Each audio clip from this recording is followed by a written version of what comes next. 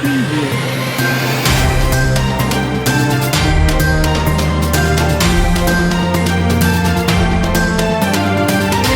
ngeen jëf mbokk yi rafetlu seen ànd ak télévision Time4 Africa dal leen jàmm ci xibaar yi ñu fi nar a waxtaane bokk na tey jii di Mardi Gras ñu gën ko xamal ci talaata bi nga xamante ni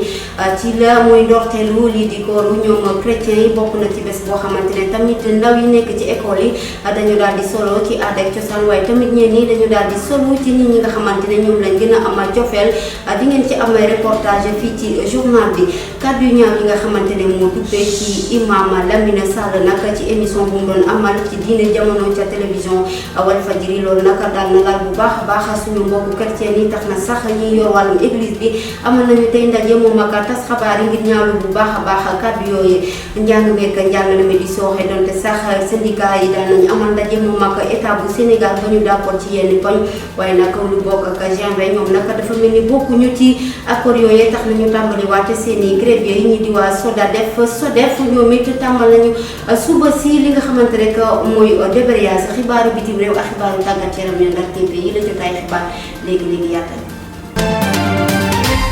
di rafetlu seen ànd ak télévision Time4 Africa di leen dalal bu baax a baax mbokk yi tey jii da Mardi Gras nekk bés boo xamante ne nag mooy wone ndorteelu weeru koor ci suñu mbokku catholique yi bés la tamit boo xamante ne dañ ciy amal ay festivités culturelles soxal wàllum aada ak cosaan ngir indi ci ay leeral ñu déglu ki nga xam ne rek mooy abbé Alphonse Biram Ndaw ci téléphone moom ak Barthélemy Coly. Mardi Gras talaata gi nga xamante ne mooy bésu tey ñu ko oowee talaata gu doon gi duñ ko jéemee tekki ci wolof moo di bés gi nga xamante ni moom mujj laata ñuy dugg ci koor kon Mardi Gras boobu bokkul ci koor gi li ko waral nag nañu xam ne dafa di lu bokk tey ci caada ak ci aada ci caada parce que ca njëlbeen nga ba ñu koy sabablu di ci jublu li ko waraloon du lenn lu dul daal di jeexal ñam yi nekkoon foofu yépp ci kër ga ndaxte xam ngeen ci jamono jooju frigidaire amul congélateur amul woon ngir ñu mën a denc ñam yi lu yàgg kon la ñu amoon ci ndawal dañ ko doon jeexal ci bés googu looloo waral ci bésu Mardi Gras yi ñu daal di amal ay lekk yu duun ay lekk yu neer maanaam ngir mën a lekk lépp li nga xamante ni moo nekkoon ci foofu laata nag ñu dugg ci wàllu mandu tewu koor gi moo tax ñu tudde ko Mardi Gras ci kaw loolu itamit ci lu yàggul la sax ñu daal di saytu bés googu niki bés goo xamante ni mën nañu cee foo mën nañu cee caaxaan moo tax ñu ne bokkul ci diine bi du wàllu jëfalinu diine du wàllu njulite waaye ci wàllu aada la ak caada ba tax na bés googu nit mën a sol colin goo xamante ni du lu ñu koy xàmmee bésoo bés di nga gis ko dul policier sol yëre policier di nga gis ko dul gendarme sol yërewu gendarme wala ko dul avocat sol yërewu avocat wala sax ko dul labe sol yërewu labe wala sœur wala monseigneur loolu tekkiwul ne dañu koy ñaawal maanaam fonction bi waaye lu mu tekki rek moo di oyof gi nga xamante ni moo war ci bés googu mu nekk kaddu yu duppee ci abbé Alphonse Biram Ndaw ñu desandi ba tey ci Mardi Gras xam ngeen ne bés bi ndaw yi rawatina xale yi dañ leen di solal ci wàllum aada ak cosaan waaye tamit ñeen ñi dañuy seet ki nga xamante ne rek moom lañ gën a bëgg ñu solee comme noonu ak ki nga xam ne rek mooy suñu reporter Elisabeth Tine demoon na ci benn école ñu seetaan élément bi. Mardi Gras ñu ngi koy fêté ci école yu bëri école maternelle bi SOS Dakar ànd ak seen directrice ak ndimbalu parents yi ñu ngi fêté bu baax a baax Mardi Gras bi. tey jii nag dañuy commémorer Mardi Gras mooy préparer pour le carême dañ koy commémorer ren nag dañ ko def goûter partagé. Tout ce que vous voyez ici, parents yi ñoo ko indi. On a fait un goûter partagé. Malgré l'école a fourni des jus, j'ai été à Auchan tout à l'heure. maa ngi demoon léegi pour jëndal xale yi friandises parce que école bi aussi il faut que mu def dara. Parents yi def nañu mais ñu ni dañuy def pour suñu xale yi. C'est la fête des enfants. ci fête bi tamit xel yi ñu ngi ci wane seen mbégte di toppandoo seen culture wala lu ñu bëgg doon ëllëg lu mel ne ay militaire ak artiste woykat wala sax ay professeur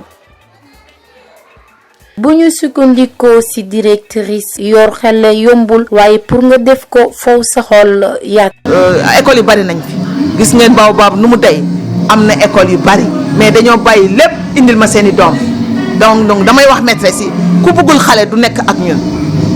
tu tu aimes l'enfant sinon tu restes chez toi parce que xale yombul donc pour yor ko il faut nga am xol bu yaa xol bu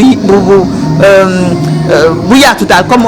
et puis avoir des diplômes parce que du n'importe quoi du jardin d'enfants du garderie d'enfants c'est une école maternelle personnel bi fi nekk yëpp dañu qualifié. Mardi Gras fête la boo xam ne day boole xale yi ñoo nekk benn moo tax dañuy kontaan si di ko fête. mi ngoo ko ñu wax ci wàllum kàddu yu ñaaw yi nga xamante ne moo duppee ci imam Lamine Sall ginnaaw ba mu amal émission bi ama di wax ko ci diine ak jamono te mu am ci télévision Walfadjri kàddu yooyu nag communauté chrétienne yi ñaawlu nañ ko bu baax a baax rawatina sax ñenn ci jullit yi loole nag tax na tey jii waa église bi daan nañ amal tey ab conférence de presse boo xamante ni dañ ciy ñaawlu kàddu yi nga xamante ne moom la yëkkati jëmale ko ci ñi nga xamante rek ñooy chrétien yi ñu déglu kàddu yi nga xamante ne moom la Alphonse ki nga xam ne mooy abbé Alphonse Biram Ndaw moom moo yëkkati kàddu yooyu ñu déglu ko. góor gi lee tudd imam Sall yëkkati na ko te teg ko ci kaw mbootaayu njabootu chrétien te bokk ci réew gi ci émission bi ñuy tuddee diine ak jamono ba ñu amal ci alxames ñaar fukki fan ak ñeent ci benn xarala bu tudd Walfadjri mu ngi ñuy gën a dëgëral ne lii lee nga xamante ne moo di woon suñu mbaax ñu ngi tàmbale di njott ne mu ngi ñuy réer ndànk-ndànk te tamit déggoo bi nga xamante ni moom la ñu mës a xamee Sénégal dafa mel ni ñu ngi koy jogati rawatina nag ngëm-ngëm gi ñu am te bokk ko ñun ñëpp waaye ilaa bu du woon loolu naka la ñu mën a jàppee li nga xamante ni moom la ekkati teg ko ci kaw ndodu chrétien yi ci li nga xamante ni moo di émission diine ak jamono googee maa ngi fàttali ni muy la ñu mën a gis ci vidéo wala bokk la ñu mën a gis ci déggin te ñu xam ko ndege mu ngi wéy ci biir réseaux sociaux yi di oo waaye diine l'islam yi ñu ñàkk jaxasoo ak yeneeni diine yi rawatina chrétien catholique yi nga xamante ni daf leen jàppee ni ki ñu ñàkk fayda ay yéefar ay kufir maanaam ay franc-maçon ak yeneeni xeetu kàddu yu ñaaw te safaanu. dañuy desandi ba tey rek ci journée tey jii nekk la ñu daal di màggal journée internationale de la protection civile maanaam bés bi nga xamante ne ci la ñuy màggal kaaraange bu ñuy amal ñi nga xamante ne duñu ay militaire waaye nag fii ci Sénégal daal naka ginnaaw bu ñu taataane suñu micro ñu bari ci askan wi nag dese nañu xam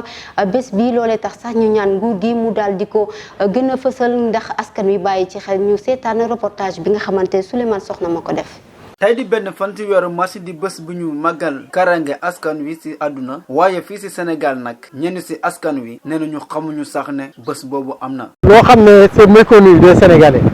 soo ma laajee ndax Sénégalais yi sentir nañu protéger seen bopp je dirais non parce que loo xamul mënoo xam ndax am na impact ci yow ou pas. nee nañu nag nguur gi moo bayul waaram ni mu waree ngir askan wi mën a xam lan mooy kaaraange. protection civile bu dee yaa ngi koy dégg Sénégal su dégâts amee rek ngay dégg ñu wax mbiru protection civile kon mu des ci ñi nga xam ne ni ñoom ñoo ko war a siiwal ba nit ñi xam ko parce que buñ ko xamee rek day am une prise de conscience ci tabaxin bi ci dëkkin bi ci dawalin bi sunu lépp protection civile mooy li ñu war a aar mais su fekkee ni ñun citoyens yi xamuñu ko ñi nga xam ne ni seen liggéey la nañ fexe ba mu siiw dem ci école yi xale yi xam ko étudiants yi xam ko chauffeur si xam ko ñiy tabax xam ko bu ko defee mu nekk une conscience citoyenne doo lekku ci sunu kaaraange te si yaakaar naa ne su boobaa bu bés bi ñëwee bés bu mel nii war nañ ci def ay bésu sensibilisation yu mag nit ñi gën koo xam gën a jël seen matuwaay. ñàkk kaaraange gi ñu nemmeeku ci askanu Sénégal ba doole yi ñoo si gën a sonn dem nañu sax ba xamuñu luy loolu sax. dama jàpp ni peut-être bon ñoo xamante ni seen loxo jot na ginnaaw ñoo koy yëg mais ba doole moom gisuñu ci seen bopp de franchement parler parce que boo xoolee jamono ju ñu toll ni ak feebar yi ak population bi nu ñu sonnee donc voilà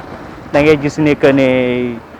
ñoo xamante ni ñoo ko war a yiitoo ñu ko quoi voilà affaire bi daal dafa féetoo boor quoi. kaaraange nekk na lu am solo ci àdduna ci doomu aadama moo tax ñu jagleel ko bés boobu askanu Sénégal nag nee nañu yëguñu seen bopp ci bés boobu ñax nañu nguur gi mu def wareefam ngir ñu mën ko xam bu baax a baax. waxaa ci wàllum politique soxal ki nga xam ne rek mooy Aliou Sall nekk rek ci président Macky Sall ginnaaw bi nga xamante ne dafa ñàkk mairie Guédiawaye ci élection locale yi ñu jublu dafa jël dogal rek jël li nga xam ne rek daal di créer parti boppam génn ci benn bokk yaakaar parti boobee mu ngi koy woowee renfort nekk rencontre nationale des forces républicaines pour le travail ginnaaw wax joojee wala sax ginnaaw dogal bu mu jël ngir amal parti boppam nag kàddu yi bari nañ ñu déglu reportage bi nga xamante ne kii di Kassim Silva def na ko. Aliou Sall dem na élection locale moom moo nekkoon candidat Benno pour nekk maire de Guédiawaye perte na élection boobu ci ni mu ko perte xam naa ne mën nañu wax neexu ko lool su jógee taxawal kuréel bu mu tuddee renfort day wane daal que moom am na ambition léegi nekkatul ambition nekk militant wala responsable APR mais dafa bëgg nekk chef d'un mouvement politique dafa bëgg a jiite benn kuréel politique du yomb ci moom loolu moom du yomb ci moom ñi nga xam ne ñu ngi taxaw di xeex APR xeexu Benno pour folli nguuru Macky Sall ñooñu suñu gisee Aliou Sall bëre nekk moom code jëre mouvement am dañ koy gën a xeex luñ ko doon dénoncer tey lañ koy gën a dénoncer parce que loolu lu muy firnde mooy que Aliou mu ngi waaj pour mu am place ci législative yi pour mu am place ci présidentielle yi wante nag aussi bu ñu fàtte ne que fi ñu toll nii yaakaar naa Aliou am na li mu xam waxagu ko maanaam xam nga ñu ngi dem ci élection législative ñu ngi dem ci présidentielle 2024 Aliou est-ce que gëstuwul xam ne situation APR nu mu mel nii su desee ci APR rek dinañu sanctionner APR su demalee boppam est-ce que du wàññi sanction bi. jërëjëf Kasum li ñu wax ci wàllum njàng meek njàngale mi ak jafe-jafe yi nga xamante ne ñu ngi koy nemmeeku donte sax groupe juróomi syndicat yi nga xam ne ñoo gën a fës nag ñoo amoon ndaje ak nguur gi ci àjjuma ji ñu weesu loolee tax sax ñu daal di d'accord ci yéen ñu poñ waaye dafa mel ne groupe bu ñu naan G20 ñoom nag rafetlu ñu bu baax a baax wala sax ànduñu ci dogal bi nga xamante ne groupe boobu jël na ko tax nañu tàmbali waate seen i débrayage yi bokk na ci benn syndicat bu wuyoo ci SADEF ñoom it amal nañu suba si débrayage bu 10 heures ñu déglu ki nga xamante rek mooy secrétaire général bu SADEF ki nga xam ne rek mooy Mbaye Sarr. Nous avons décidé de dérouler notre 11e plan d'action qui a débuté hier lundi par un port de brassard rouge sur l'ensemble des établissements scolaires. Les enseignants ont porté des brassards rouges. Ceci pour manifester leur courroux, leur indignation face au fameux protocole qui a été concocté nuitamment par un groupe de syndicats et qui a fini par anéantir tout leur espoir et qui a compromis les revendications. Et nous continuons également sur ce plan d'action par un débrayage aujourd'hui mardi à partir de 10 heures pour permettre effectivement la tenue d'assemblée générale partout à travers nos sections pour permettre à tous les enseignants de se prononcer de vive voix par rapport à la situation qui prévaut actuelle dans l'espace scolaire et quant à l'issue de la lutte que nous comptons mener. mi ngoog mu nekk kàddu yu duppee ci Mbaye Sarr nekk secrétaire général bu syndicat SADEF ñu wax ci leneen soxal wàllum xeex jëlee fii góor jigéen fii ci Sénégal mel na nag xeex ma yemakul Sénégal daan nañ ko yóbbu ba bitim réew collectif bi nag daan na amal ndaje ak ñi nga xam ñooy Nations Unies ak ñi nga xamante ne ñooy UNESCO daan nañ amal sax ndaje boo xam ne dinañ ko amal samedi bi nga xamante ne foofu lañ jublu ti naka la ñuy def rek ngir mën a jëlee fii xeex boobee naka noonee ci ñaar fukki fan ak juróom ci weeru février collectif bi daan na ndaje ak président de la République président bu Assemblée nationale waaye tamit ki nekk secrétaire général des Nations Unies ak ki nekk directeur général bu UNESCO ñu déglu kàddu yi nga xamante ne moo duppee ci président bi di Aboubacar Mboup. Nous sommes en train de faire les évaluations. Donc demain on fera l'évaluation globale. Samedi prochain on a une rencontre élargie à toutes les associations qui composent And Sàmm Jikko Yi. Et ce sera à partir de samedi qu'on pourra se prononcer sur cette question, c'est-à-dire la suite à donner à ce combat. Mais toutefois, je tiens à préciser que au sortir de la manifestation du 20 février, exactement le 25 dernier, vendredi dernier, nous avons saisi le président de la République pour lui demander respectueusement de faire arrêter l'agenda qu'on est en train de dérouler au Sénégal depuis 2016. De la même manière, on a saisi aussi le président de l'Assemblée nationale pour que l'Assemblée, l'institution qu'il dirige, se retire du PGA. Ensuite, on a saisi aussi le secrétaire général des Nations Unies pour qu'il arrête l'agenda et les pressions qu'ils font sur le gouvernement du Sénégal. Et enfin, le directeur général de l'UNESCO aussi, afin qu'il abandonne un programme à la sexualité complète qu'ils veulent insérer dans le circuit de l'éducation nationale visant les enfants de 5 à 18 ans. ñu wax ci wàllum dund bu seer bi doonte sax nguur gi jëloon na dogal ngir wàññi prix yi waaye am na ñenn ci jaaykat ñoo xamante ne nanguñu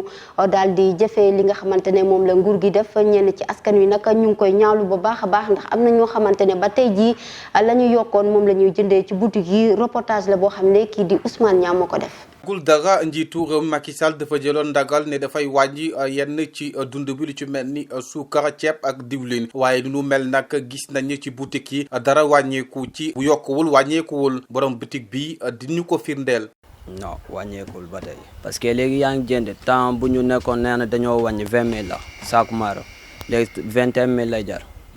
saako suukar ñaata lay jar insani 31 500 temps bu mu nekkoon 28 000 léegi 31 500 ça veut dire quoi après dara wàññeekul léegi naka nga koy jaayee kilo bi 600 léegi daa mun a nekk mënul nekk nga jëndee ko 31 000 nga jaay ko 600 daa mun a nekk te boo ko jaay loolu ñu ñëw indi la problème ça le problème non. ndaw si tamit di dëggal nu nu mel moom saa su ne dafay faral di dem marché waaye lu mu gis mooy ne dund bi daal ba léegi dafa gën a seex metti na lool ci ñoom. non ba léegi ñu ko jëndee ba léegi loolu laa koy jëndee tamit loolu lañ koy jëndee ba léegi ah peut-être tamit xam nga moment bu ñu koy wàññi day fekk ñoom yor kii bi bu ñu wàññi prix bi day fekk ñoom lu ñu ko jëndee woon il faut mu jaay ko mu jeex ba pare après léegi bu ñu ko jëndee prix normal après ñoom bu ko defee ñoom mën nañ ko wàññi. loolu itam mën na nekk tamit. borom kër gi tamit gis ne wàññi bi liñ ci doon wax lépp France daal di xëddee. waaw non wàññeeku parce que man suukar laa doon jënd nii mais ki ma koy jaay 200 la ma koy jaay mais du boutique bi kii moom amu ko amul suukar yàgg na quoi dañ am suukar mais wax dëgg fa yàlla application bi des na quoi buñ ko wàññee itam c'est pas encore effectif waaw waa boutique yi wàññeekuñ ko de. ceeb bi tamit ak diwlin yëpp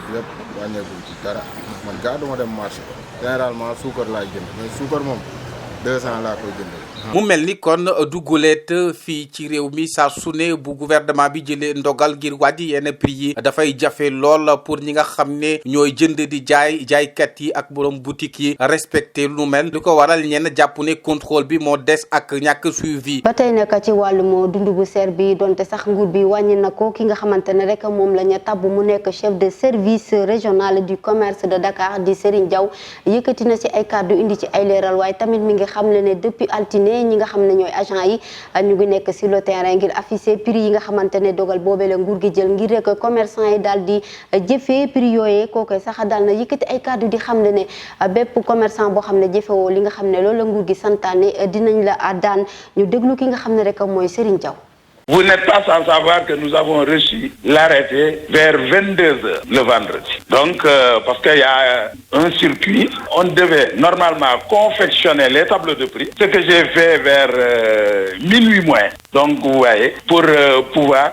permettre aux agents d'aller sur le terrain, parce que devant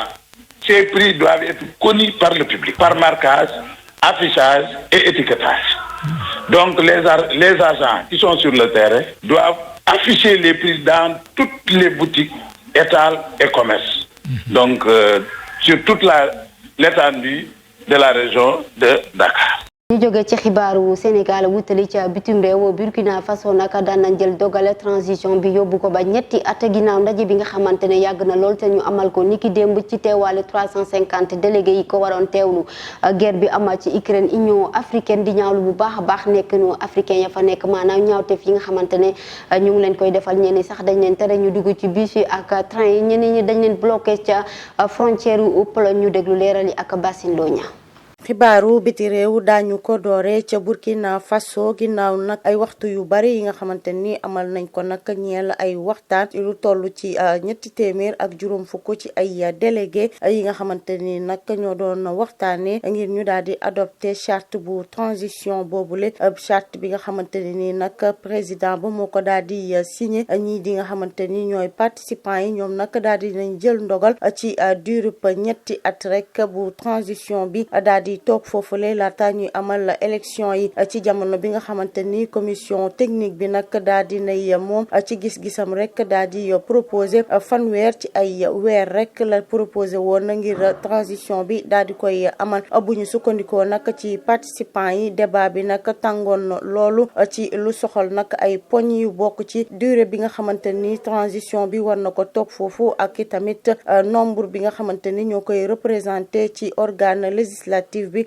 naka noonu itamit acteur bu transition bi bokk ci li nga xamante ni mooy élection yu ñuy waajal ginnaaw waxtaan yu méttee yooyu nga xamante ni ci mujjantal bi sax mujjee nañu d'accord bu ñu sukkandikoo ba tey ci ki fi nekkoon ilimaanu jëwrin di Tertus Zomgo moom nag daal dinay jiite li nga xamante ni mooy assise document bi nag ki nga xam ne mooy président Paul Henri Damimba moom nag daal dina koy xaatim ci boobule xaatim sax ab liggéey bu am solo nag ñu ngi leen di xaar ngir nag daal di amaat ab mbégte foofee ca réew bu Burkina Faso ba noppi amaat ay valeur morale li ni mel nag ki fi nekkoon ilimaanu jëwriñ moo ko daal di fësal ñu wëyal xibaar yi dem ca xeex bi nga xamante ni moo nekk ci diggante Ukraine ak Russie ab ndaje lañ daal di bëgg amal daar nag ni ki tey ci talaata gi ngir nag daal di waxtaane nag guerre boobee nga xamante ni moo dox ci diggante réew Russie ak Ukraine lu toll ci téeméer ak juróom-ñeent fukk ak ñett nag ci ay membre bu mbootaayu xeeti di ONU ñoom nag fas yéene nañu teew ci boobule assemblée générale nag ngir daal di andi ay saafara ci li ni mel dañuy teewlu yaatali ak Alla Thiam. tey ci talaata ji nag amal nañ ab daje lu toll ko téeméer ak juróom-ñeent fukk ak ñett ay membre fële ca ONU ñooy amal seen ñaareelu bis di def ab assemblée générale ginnaaw bi ñu nemmi ko guerre bu métti diggante Russie ak Ukraine ba tax na sax ci ndaje moomu ñi ngi joxoñ baaraamu tuuma fële ca Moscou waaye tamit ñi ngi ñaawlu xeex boobu ndax ñi ngi xam la ne mën na indi ab tuxub ñi nga xamante ne ñoo dëkk fële ca Ukraine lu toll ci juróom-ñaari millions yi doomu aadama ginnaaw loolu nag ñu nemmi ku ne am na ab groupe boo xamante ne ni ñoom dañoo bokk ci waa Russie ñoo ngi joxe ay xibaar yoo xamante ni wérul di wax ni Union européenne moo nekk ci ginnaaw Ukraine ngir jañax ko ci kaw Russie waaye tamit am na ab organisation boo xamante ne ni pays yi nekk ci Amérique ak européens yi ñoo ko amal ñiy dox ci wàllum web ñoo ngi ñu xamal ne dinañ jël seeni matukaay ngir weddi tuuma loolu ci seeni plateforme ñu jeexalee xibaaru biti réew yi des ba tey ci guerre bi dox diggante Ukraine ak Russie boobule guerre nga xamante ne nii sax africain yi ñu ngi ciy dund ay jafe-jafe yu métti métti bokk na ci africain yi nga xamante ni dañoo bëgg a daw jóge ca réewum Ukraine bu ñu sukkandikoo ci ay témoignages nag lu ëpp ci ay africain nag gis nañ ne dañ leen di maltraité ñi koy def nag du ñenn ñu dul agent yi yor wàllum kaaraange ga bokk na ci itamit di leen tere nag ñu daal di amal ay déplacement ci train yi naka noonu ci biir bus yi wutali fi nga xamante ni mooy frontières yi yenn ci ay africains sax dañ leen daal di bloqué ci frontière bu nekk ca Pologne ni ki démb nag ci altine gi Union africaine daal di jël ndogal nag fas yéene wane xar kanamam bu baax a baax ci li nga xamante ni daal dina koy tiital ci anam bi nga xamante ni moom la ñuy traité ñi nga xamante ni ñooy africains yi ñoom nag Union africaine président bu Sénégal nekk itamit président bu Union africaine di Macky Sall moom nag ak ñoñom bi di Moussa Faki nekk njiital commission bi daal dinañuy fàttaliku nag bépp doomu aadama am nañu sañ-sañu wutali li nga xamante ni mooy frontières yi saa su conflit amee wala sax ci bépp nationalité boo mën a bokk wala sax ci race bu mu mën a doon. jërëjëf Basine Lo ñu wax ci wàllum tàggat yaram tey jii dañoo daal di wutali rek fukk joueurs yi nga xamante ne ñoo gën a am raaya ci seen club wala sax ci équipe nationale bu Sénégal ñu wax leen ki nga xam ne mooy Rigobert Song moom lañ tàbb mu nekk sélectionneur bu yees foofee ca Cameroun ñu déglu leerali ak Momad Seck. xibaaru tàggat yaram yi tey ji nag dañuy wax lu jëm si wàllum équipe nationale bu Sénégal ak joueurs yi nga xamante ni ñoom ñoo ëppale lu ñu jël trophée maanaam coupe rawatina si équipe nationale bu Sénégal ak tamit diwaanu Tugal bu ñu ko xoolee nag fukki yi nga xamante ni ay fukki joueurs lañu ñoom daal Sadio Mané moo ci ëppale lu ñu nag jël lii di trophée bu ñu ko xoolee moom Sadio Mané am na juróom-ñeenti trophée yoo xamante ni juróom-ñett yi nag ca bitim réew la benn bi nag nekk fii si Sénégal muy coupe d'Afrique bi ñaareelu place bi nag Souleymane Diawara nekkoon fi fi défenseur moom moo ci nekk am nag juróom-ñeent waaye nag amul Coupe d'Afrique ñetteel bi di Dame Ndoye am juróom-ñett Idrissa Gana Gueye am juróom-ñaar yokk si nag Coupe d'Afrique des Nations Cheikhou Kouyaté moom itamit am na juróom-ñaari trophée bokk na ci tamit Coupe d'Afrique bi Mamadou Niang moom itamit am na juróom-ñaari trophée bu ñu xoolee tamit ba tey si top 10 bi ki nga xamante ni moo di Moussa Sow nekkoon fi nag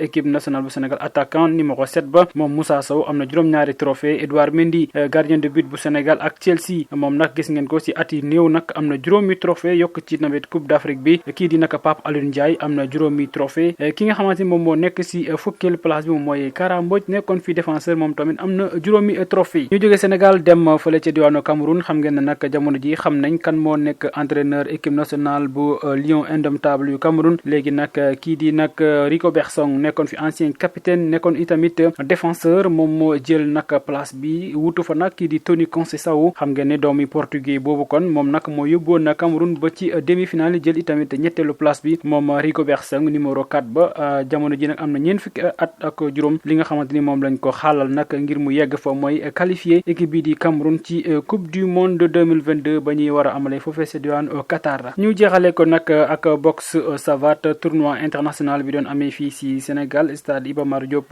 jeex na Sénégal nag moo ko doon dalal ginnaaw nag bilan bi nga xamante ni am nañ ko bu ñu xoolee nag kon Belgique moom mu ëppale lu ñu jël ci médaille d'or am ñett Sénégal nekk si ñaareel toogu bi moom ak Espagne ku nekk am ñaari médaille kii di nag François Javier Pereira nekk nag président fédération sénégalaise boxe savate nee na nag kontaan na bu baax a baax si anam yi nga xamante ni moom la ñu dawale li di nag tournoi bi ci fàttali kon réew yi nga xamante ni ñoom ñoo teewoon fii ci Sénégal daal liñ doon def nag mooy waajal lépp lu jëm si wàllum championnat yi ñu dëggmal fii si diwaanu Afrique. jërëjëf Momar Seck mu nekk élément bu mujj ci xibaar yi laata ñu jeex rek dañu daal di at wax ci kàddu yu ñaaw yi nga xamante ne moom la